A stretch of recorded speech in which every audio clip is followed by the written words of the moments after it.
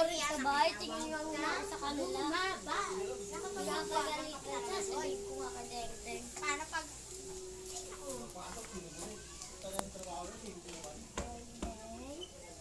Ano yun? Fit! Ano ba? Ano yun? Tara nga, may sasabihin ako sa'yo. Nanay, gusto na ako pagkakalian. Nakapagalitan sa una. Ito ah. Oo nga eh. Pabaya ko na. May plano ka ba dito?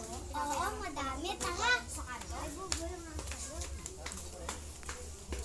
Dito tayo. Diba si Iris, lagi tayo nakikinig sa kanya.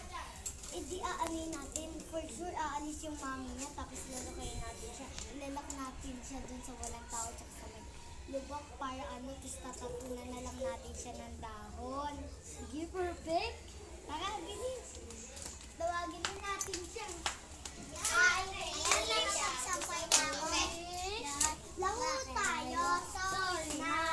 Sige. Huwag na mauna kasi ikaw ang una. Okay, ikaw daw yung spray na namin. Pero totoo yun. Anong gagawin natin yan? Lang pala may kukunin lang ako dito. Kunin mo ko yung akin.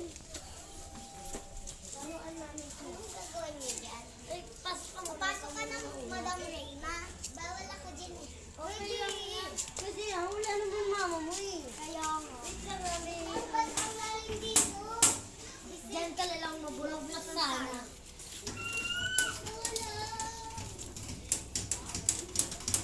Uy, parang si Irish yun oh.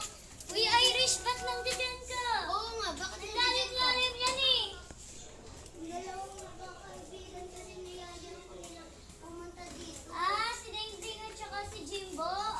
Balita ko kasi may patay dyan matanda, may bangkay dyan sa loob ng bahay. Ay, ng bahay.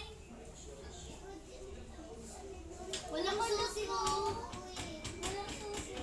Ayun o, matanda doon. Baka hanapin ka ng mama mo. Sige. Sige, dito na kami.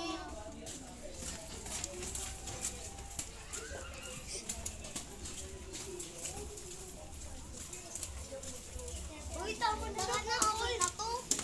Uy, bilisan mo. Kaya, parain ko niya. Saka para maligo ka dyan. Para natin naman ka. Wala kaming paki sa'yo. Bye.